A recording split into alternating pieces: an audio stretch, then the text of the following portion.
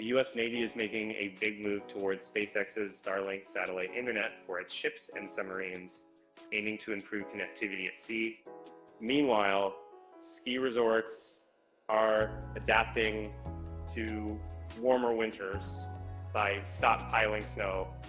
This winter preparation includes using snow guns off-season and creating large snow piles that can last through the year.